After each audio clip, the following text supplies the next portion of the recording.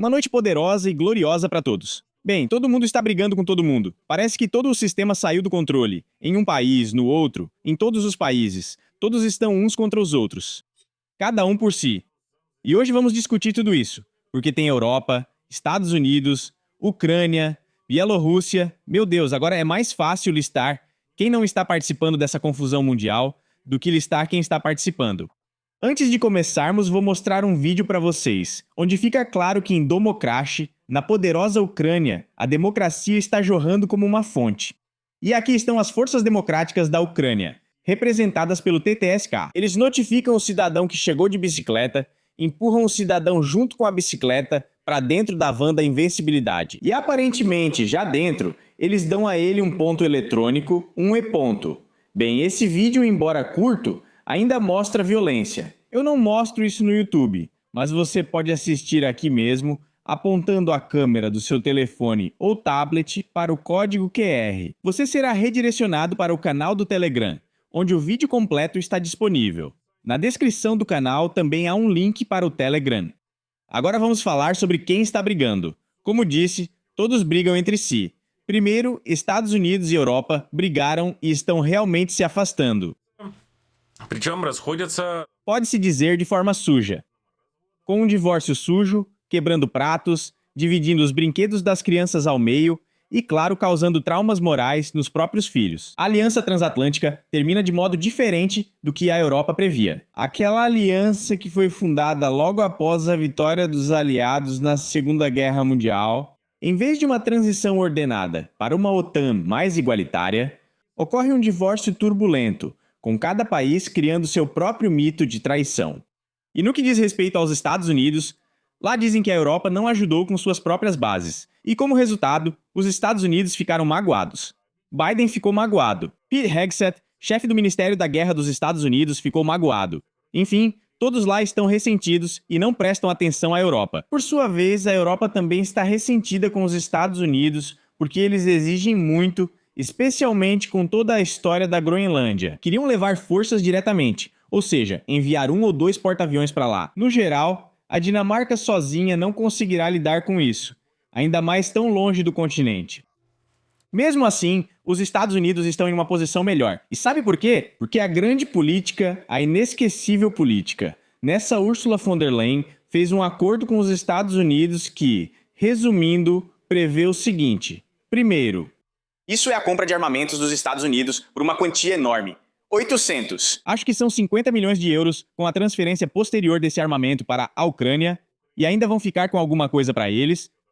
E o segundo ponto. Isso é a compra de petróleo e derivados também dos Estados Unidos no valor, acho eu, de 450 milhões de euros. Ou seja, é um verdadeiro esquema, mas o dinheiro fica com os Estados Unidos e esse acordo, uma vez assinado, como dizem, palavra dita não volta atrás. E o que está escrito com pena, nem machado corta. Isso deveria ser sabido, provavelmente, por Ursula von der Leyen, junto com Kaja Kallas e outras pessoas muito inteligentes. Mas agora, já não há mais o que fazer. E os Estados Unidos dizem, tudo bem, vamos nos afastar dos assuntos. Meu Deus, vamos gastar menos dinheiro com a OTAN, vamos deslocar mais forças para a linha Indo-Pacífica. Por isso, os Estados Unidos não têm problemas assim. Mas com o Irã, sim.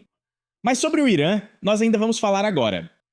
Washington acredita que a Europa buscou o apoio dos Estados Unidos no momento decisivo da guerra com o Irã. Os aliados se recusaram a fornecer suas bases e isso foi considerado traição. E não só no campo MAGA, ou seja, de Trump, mas também entre os círculos tradicionais de política externa. Ninguém obrigou os europeus a se juntarem, mas eles poderiam ter apoiado. Por que não apoiaram? E, em primeiro lugar, aqui devemos dar crédito à Espanha, que não caiu nessa história de vamos fornecer bases. E vamos agora enviar porta-aviões. A Espanha foi a primeira a se recusar a apoiar os Estados Unidos, e depois alguns outros países também seguiram o exemplo. Ou seja, ainda existe bom senso em algum lugar. Um funcionário europeu afirmou: a guerra com o Irã é um buraco negro que engole até a OTAN. Do lado europeu, não está claro por que a Europa deveria participar disso. Porque a Europa, na verdade, não tem absolutamente nada a ver com esse conflito iraniano. Tudo começou de forma espontânea nos Estados Unidos, sem acordo prévio com ninguém. Eles decidiram e fizeram acontecer. É como se um elefante entrasse numa loja de porcelana, destruísse tudo, a loja, as casas vizinhas e até a prefeitura da cidade. Agora vocês que resolvam isso. Os Estados Unidos também têm muitos problemas por causa disso. Quanto à Groenlândia, agora é a Europa que está ofendida. Os Estados Unidos ameaçaram anexar o território de um aliado soberano, e esse aliado é a Dinamarca. Eles trataram isso como algo desse órgão, marcando um ponto de virada. Após o discurso de Donald Trump em Davos, excluindo o uso da força, instaurou-se clima de emergência nas capitais da União Europeia. E nós lembramos, todos lá estavam em pânico, como é comum fazer alarde. A Europa entrou em pânico, eles entraram em pânico, todos entraram em pânico. Mas no final, o pânico não resultou em nada. Mas agora a relação entre essas duas formações supranacionais dos Estados Unidos, já que é uma união de vários estados, cada um deles, oh meu Deus, é praticamente um país separado. A Europa, que representa mais ou menos esses mesmos estados, é composta por eles. Mas é isso aí. O que temos? A Europa está preparando o plano B, defesa sem os Estados Unidos. Em geral, perceberam que em Washington isso não foi entendido e começaram a se preparar para a defesa por conta própria. Em resumo, divórcio e volta ao nome de solteira. Então aqui não há uma terceira opção. E dificilmente, num futuro próximo, tudo vai voltar ao que era e todos vão se reconciliar. Não, provavelmente não. Essa divisão vai continuar. Já acontece com os produtos, com outras coisas, com os serviços. Acho que em breve podemos esperar na Europa o bloqueio de serviços de internet americanos, algumas multas, alguns novos impostos interessantes e outras coisas do tipo. Naturalmente, isso não vai beneficiar a própria Europa de forma alguma. Zelensky, ou melhor, a Ucrânia, continuou brigando e se desentendendo com a Polônia, perdendo um aliado tão poderoso. A Polônia, aliás, tem um dos exércitos mais medianos da Europa, e a Polônia está atualmente se rearmando ativamente. Zelensky criou um escândalo enorme com essa tal águia branca. E no final das contas, a Polônia não quer mais apoiar a Ucrânia. Eu já falei sobre isso, mas essa fogueira de hostilidade continua aumentando. O presidente da Ucrânia comentou a decisão, disse que tudo isso está relacionado à luta política interna na Polônia, e à incitação de sentimentos, e à hostilidade contra os ucranianos. Bem, se os ucranianos dão ao seu batalhão militar o nome de uma pessoa que é odiada na Polônia, sinceramente eu não sei. Sim, provavelmente isso é incitação, só que não por parte dos poloneses. Eles primeiro ficaram surpresos, pediram para não fazer isso. Mas Zelensky, como um tanque, foi em direção ao seu objetivo, e no final chegou lá. Agora, tanto o tanque quanto as relações com a Polônia, com a Eslováquia e com a Hungria estão na vala. Já são 3 países fortes, exceto a Eslováquia, que se afastaram da aliança e de forma alguma fazem parte dessa coalizão dos inquebráveis, ambiciosos, da qual aliás Starmer também fazia parte antes. De repente, hoje o primeiro-ministro do Reino Unido anunciou sua renúncia. Perdeu todo o apoio, tanto dos cidadãos quanto das forças políticas. E no final ficou sozinho, sentado quieto consigo mesmo, digamos assim.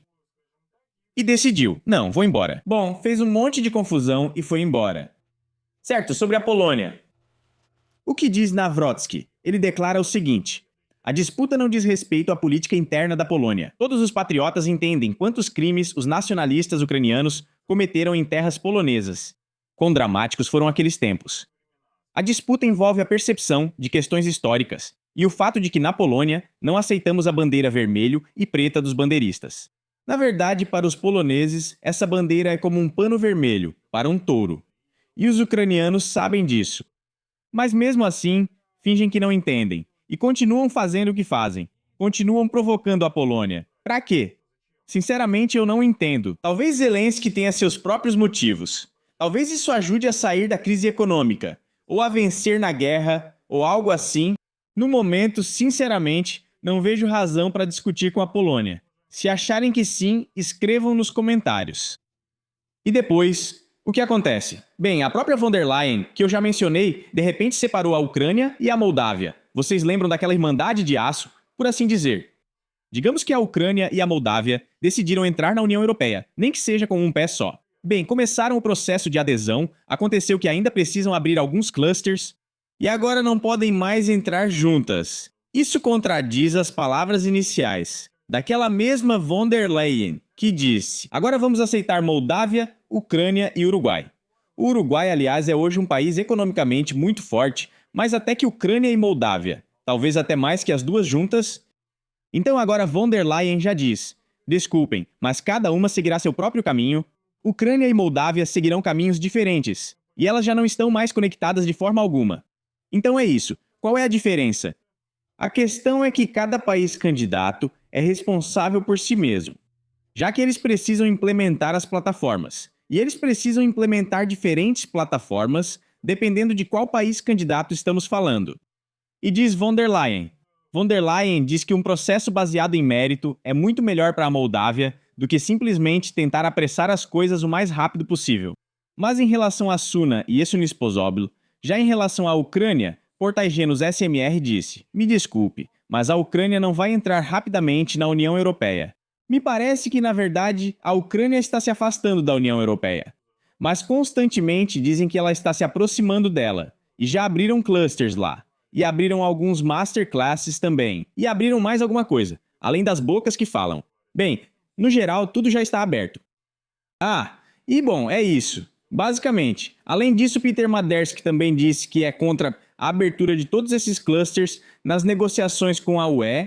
Ou seja, uma coisa é que o convenceram para que a Hungria não impedisse a obtenção do repasse de dezenas de bilhões de euros por parte da Ucrânia e da Europa.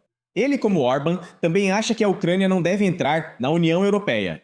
Mais uma vez, Merz confirmou que enquanto houver guerra, a Ucrânia não entrará na União Europeia. Ou seja, só essas forças tagarelas e choronas podem negociar. Depois, ao invés de um novo rompimento, parece ser uma continuação da briga. É a China que continua brigando com os Estados Unidos e impôs restrições de exportação contra dezenas de empresas dos Estados Unidos da América. O Ministério do Comércio da China reagiu dessa forma às sanções por parte da Ucrânia. E tudo isso é chamado de proteção da segurança nacional e resposta ao cumprimento de obrigações internacionais, inclusive na área de não proliferação. No geral, bastante gente acabou se tornando alvo dessas sanções por parte da China, e é de se esperar que os Estados Unidos em breve adotem medidas semelhantes. O próximo ponto é que Zelensky segue em conflito com Belarus, enquanto Lukashenko permanece calmo em todas as situações. E Zelensky todo dia fala e aponta o que Lukashenko deve fazer. Isso é bastante estranho.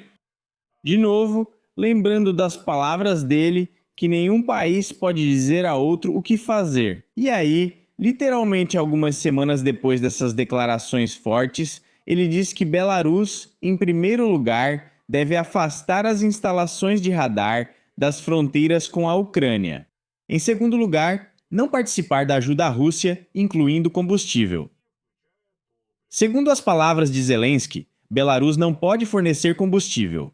Além disso, se antes ele dizia que se Belarus não removesse aquele equipamento de radar dentro de uma semana, então a Ucrânia o removeria. Agora ele já diz que, se ajudarem com combustível, então a Ucrânia também tomará algumas medidas. Quais? Bem, guerra, naturalmente. Mas que outras medidas ainda podem ser consideradas aqui? Há uma declaração direta. Se Belarus não parar de fornecer combustível aos militares russos, então Kiev tomará primeiro medidas públicas e depois outras medidas. Ameaçou Zelensky durante o telemaratona. Mas isso também já é demais para Sanit e tudo mais. Segundo Zelensky, Belarus deve parar de fornecer combustível para o exército russo. Caso contrário, a Ucrânia vai tomar essas medidas. Além disso, ele também participou de uma coletiva de imprensa com o presidente de Honduras no Sri Lanka, nas Rekasfura em Kiev. Foi uma ação. Em Kiev, foi declarado que Alexander Lukashenko, líder da Bielorrússia, tem uma semana para remover retransmissores para drones que orientam os ataques de drones russos contra cidades ucranianas. É isso. Então aqui acontecem verdadeiras separações. Quero dizer separações, não fraudes, embora elas também aconteçam, mas principalmente rompimentos de relações de todos com todos. A única coisa que agora está mais ou menos, relativamente mais ou menos normal, são as negociações entre os Estados Unidos e o Irã. Ou seja, os Estados Unidos estão profundamente naquele lugar que não é costume chamar pelo nome, em transmissões abertas, digamos assim. Mas digamos lá está muito escuro. Mas para o Irã, as coisas estão se desenvolvendo mais ou menos bem. Por isso as negociações continuam. Foi um boato o fato de que o Irã teria deixado as negociações? Não. Na verdade, já houve uma rodada preliminar de negociações. E agora está acontecendo a próxima, pode-se dizer. Agora foi traçado um plano de ação. segundo o qual os dois estados irão trabalhar, e as negociações técnicas continuarão até o final da semana. Ao mesmo tempo, o Irã já abriu o Estreito de Hormuz. Prometo pela segunda vez, mas eles o abrem e fecham 3 vezes por dia. Abrem, fecham, fecham. Mas declarou que a taxa só será cobrada se ficar aberto por 60 dias. E os Estados Unidos, por sua vez, permitiram ao Irã negociar petróleo por 60 dias. Algo que o Irã não podia fazer abertamente antes. Mas de forma encoberta, é claro, faziam. Mas Vitali Vi, agora parece que o Irã pode receber dinheiro com a venda de petróleo. E por último, provavelmente, é sobre a Crimeia. Agora a Crimeia ficou quase sem iluminação. Ou seja, como? Com iluminação, com eletricidade, mas existem horários de fornecimento. Acredito que nesse conflito, a Crimeia foi a mais prejudicada do lado da Federação Russa, pois a situação lá está muito difícil. Além disso, os crimeanos, na minha opinião, novamente, estão sofrendo totalmente sem merecer. Isso acontece desde 2014. Cortaram a água deles. Já comentei isso em um vídeo. Fiquei surpreso com a estratégia da Ucrânia para trazer os crimeanos de volta, cortando a água. Por mais que eu trate bem uma pessoa, eu, por exemplo. Mas se essa pessoa de repente me der um soco no rosto, provavelmente depois disso eu vou passar a tratá-la mal. E mesmo que ele peça desculpas depois, isso não vai consertar o relacionamento. Aqui dá para comparar com a relação da Ucrânia com a Crimeia. Tipo, ok, a Rússia anexou, como costumam dizer, a Crimeia.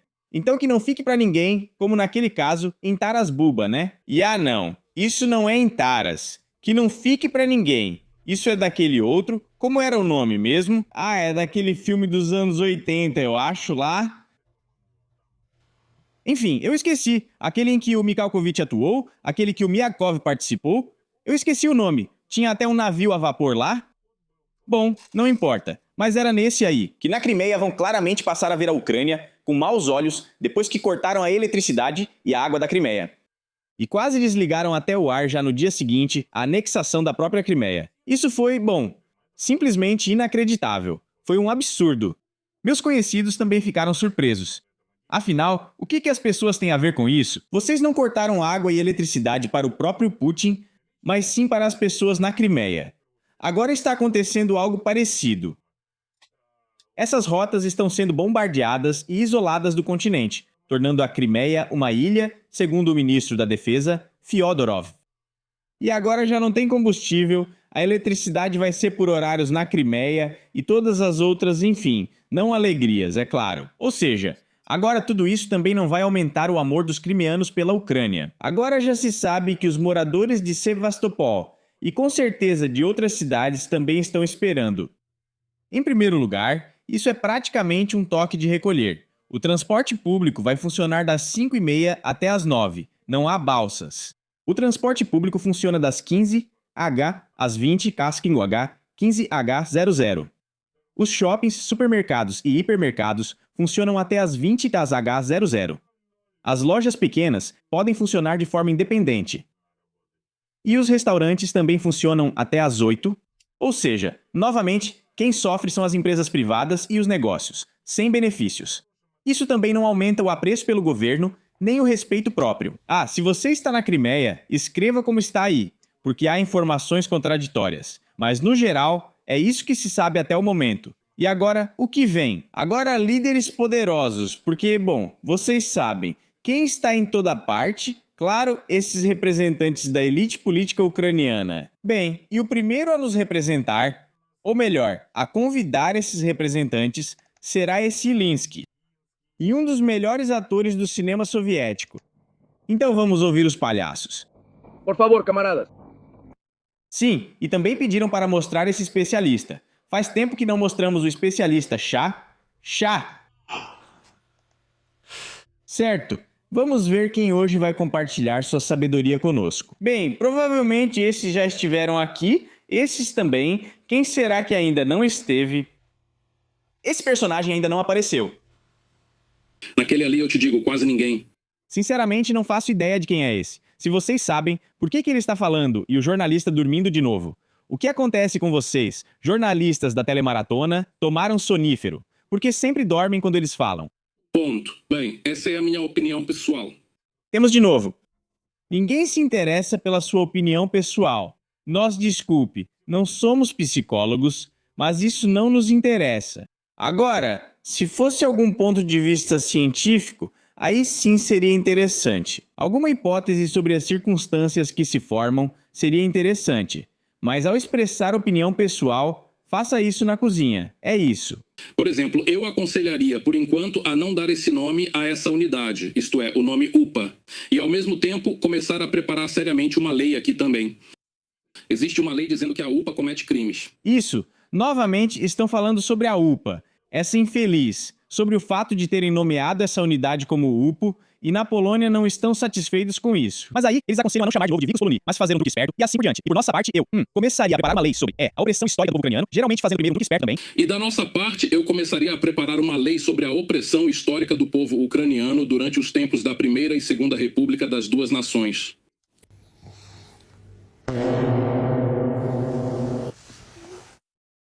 Pois é, claro, em tempos de guerra, começar uma briga dessas com o vizinho mais próximo e, além disso, ainda parceiro, isso é muito sábio. O Vicus Poloni é tão sábio que eu me surpreendo como ele consegue levar a colher de borscht até a boca. Mas isso é muito interessante. E depois? Bom, vamos dar uma olhada nesse personagem aqui. Obrigado. Pra ser sincero, também não sei quem é. Eles surgem como cogumelos após a chuva. Todo dia aparece um novo. Algo como Belko. Parecem ucranianos e eles crescem de novo naquele mesmo ambiente de onde saíram. Estão prontos para a nova mobilização? Quais riscos isso traz para Putin? Em que ele aposta e qual o efeito e capacidade de combate desse reforço? Bem, será igual, por exemplo, aos ucranianos mobilizados pelos agentes de recrutamento. Exatamente igual. Se começar uma mobilização forçada na Rússia, vai ser a mesma coisa. A maioria sentirá o mesmo. Quem não quer lutar não vai mudar só por ser colocado em uma van. Mas, de novo, não precisa ser o 75 ou o Volbu para entender isso. Não precisa chamar um especialista. Mas vamos ouvir o especialista. Como os russos reagirão à nova mobilização? Bem, como os russos vão reagir, na verdade já vimos isso. No outono de 2022, quando houve uma mobilização limitada, 1 milhão fugiu da Rússia. O segundo muito rápido. Ou seja, tudo isso... Não haverá protesto e sim fuga, é como dizer. Bem, o mais importante é que esse especialista não disse nada de ruim no geral. Sim, é verdade, aqui o Grande Lars, ou aquela fronteira com a Geórgia, o posto de controle e outros por lá, de fato saíram volumes enormes. Enormes, como costumam chamar, de recursos de mobilização. Pessoas que não queriam lutar e morrer sem saber por quê. Então, provavelmente, se houver mobilização, ela será tão ruim quanto foi na Ucrânia. Para que discutir isso? Bom, tudo bem. Bom, é isso. Basicamente, escrevam nos comentários o que vocês pensam sobre isso. O que vocês acham sobre uma possível mudança nas relações de todos com todos. Será que isso é possível em breve? Ou será que vamos continuar vivendo nesse mundo de caos, tanto informacional quanto logístico, militar e de todo tipo? Agora tudo parece ir para o mesmo lugar. Tchau, pessoal! E o que está acontecendo dentro da Rússia? Na verdade, os problemas internos são muito mais perigosos, até mesmo para o Putin. Perderam o dinheiro, perderam o país. Você está certo ao dizer isso. Sim, como se tivessem perdido as pessoas. E de que adianta? Ele ainda vai perder a guerra. Eles vão capitular, nos dar 548 bilhões. E depois o que farão? Vamos depená-los e tomar todo o petróleo. Podemos pegar o dinheiro do petróleo. Do Poroshenko. Popé